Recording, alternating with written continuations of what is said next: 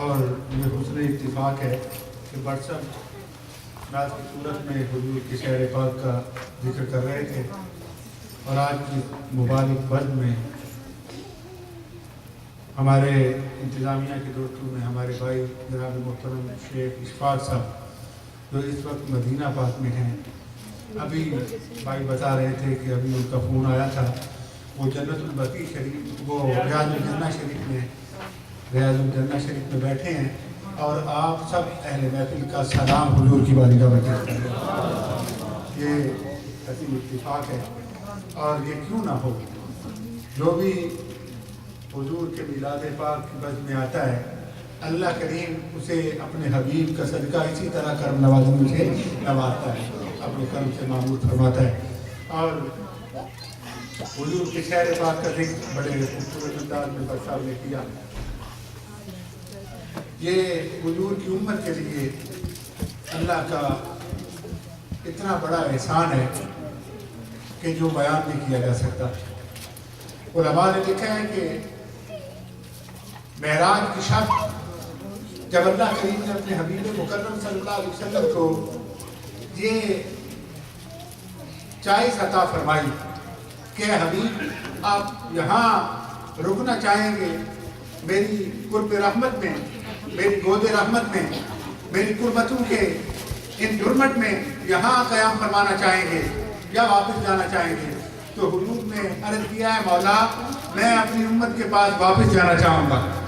حضور صلی اللہ علیہ وسلم کا تشریف لانا، اسی لیے علماء کہتے ہیں وَالنَّجْمِ إِذَا هَوَىٰ، اس کی تفسیر میں علماء کہتے ہیں کہ حضور کا معراج کی شب جانا بھی بڑا کمال ہے، لیکن حضور کا دنا فتح اللہ کی قربتوں سے واپس آنا بھی بڑا کمال ہے۔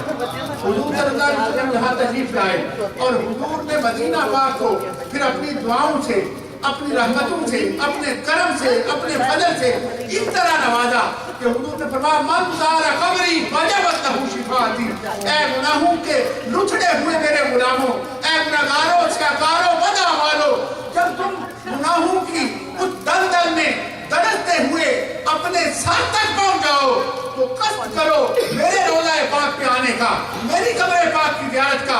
فرمایا جو میرے مدینہ پاک میں آئے، حضور کی حدیث پاک ہے، فرمایا ایمان کی ایک نظر میری تربت نور کو دیکھے اللہ اس کی دوزخ کو جنت میں تبدیل فرما دے۔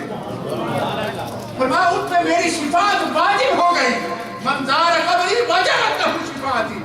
اور حضور کی ایک حدیث پاک ہے، حضور نے فرمایا جس بندے نے میری مسجد شریف میں ایک نماز پڑھ لی اس پہ میری شفاعت واجب ہو گئی۔ ایک حدیث پاک میں حضور نے فرمایا جو بندہ میرے مدینہ پاک میں آیا، فرمایا سینے میں ایمان ہو اور میرے شہر پاک میں آئے، حضور نے فرمایا ان کے لیے مدینہ پاک اس طرح ہے جیسے لوہا بھٹی میں رکھا جائے، جب رکھ کے واپس نکالو جلتی ہوئی اس بھٹی سے میل کچیل بھٹی کے اندر رہ جائے گا، وہ صاف شفاف لوہا باہر نکلے گا۔ فرمایا گناہ لے کر اپنے سر کی گٹھڑیاں گناہوں سے لدی ہوئی، جب کوئی میرا غلام مدینہ پاک آئے واپس جانے لگے گناہ مدینہ پاک میں رہ جائیں گے، گناہوں سے پاک ہو کے وہ واپس جا رہا ہوگا۔ کتنی نصیبی ہے غلام کی۔ حضور نے ایک حدیث پاک میں فرمایا جس بندے کو 40 نمازیں میری مسجد شریف میں نصیب ہوئی اللہ کریم اس کی دوزخ کو جنت میں تبدیل فرمائے گا۔ ایک حدیث پاک میں حضور نے فرمایا جس بندے کو اللہ پاک مدینہ پاک میں موت عطا کرے اور میرے شہر کا قبرستان نصیب ہو، اللہ اسے بغیر حساب کے جنت عطا فرمائے گا۔ یہی وجہ ہے کہ سیدنا فاروق اعظم رضی اللہ تعالیٰ عنہ جیسے لوگ حضور کی چوکھٹ پر پلنے والے، حضور کی بارگاہ سے پڑھنے والے، حضور سے دین سیکھنے والے، اللہ کے حبیب پاک صلی اللہ علیہ وسلم کے وہ صحابی جنہیں حضور نے فرمایا جس نے چلتا پھرتا جنتی دیکھنا ہو، میرے ابو بکر کو دیکھ لو، میرے عمر کو دیکھ لو، میرے عثمان کو دیکھ لو، میرے علی کو دیکھ لو، میرے طلحہ و زبیر کو دیکھ لو، میرے سعید و سعد کو دیکھ لو، ان خوش نصیبوں میں وہ فاروق اعظم جنہیں حضور نے اس اعزاز سے نوازا۔ فرمایا اگر میرے بعد نبوت کا سلسلہ جاری رہتا تو میرا عمر نبی بن کے آتا۔ وہ فاروق اعظم جب بھی دعا کرتے، علماء تشریف فرمائے جب بھی دعا کرتے عرض کرتے مولا مجھے شہر پاک مدینہ پاک میں موت عطا کر اور شہادت کی موت عطا کر۔ مدینہ پاک کی موت مانگتے، मदीना पाक की। पूछने वालों ने अर्ज किया, हुजूर आप दो बातें मांग रहे हैं, एक शहादत की मौत, एक मदीना पाक की मौत। तो मदीना पाक में तो जंग नहीं होनी, हुजूर ने मना फरमा दिया है, यहाँ तो जंग नहीं होगी, ये तो हरम है। तो आपने फरमाया, मैंने हुजूर से सुना है, हुजूर ने फरमाया जिस बंदे को अल्लाह पाक मेरे शहर पाक की मौत अता करे, मेरे शहर पाक की मौत अता करे, और मेरे शहर का कब्रिस्तान जिसे अल्लाह अता करे, उसे अल्लाह बगैर हिसाब के जन्नत अता करेगा। और दूसरी हदीस पाक में हुजूर ने फरमाया, मौत मांगना दर्द से, गम से, मुसीबत से, मुश्किल से गिरा हुआ कोई इंसान, कोई मोमिन मौत ना तलब करे।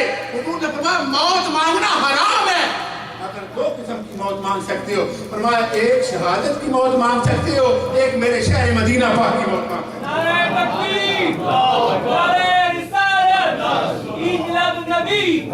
सैयदना फारूक आज़म दोनों दुआएं मांगते, और फिर सरकार ने करम यह किया कि ये दुआएं दोनों कबूल भी हुई।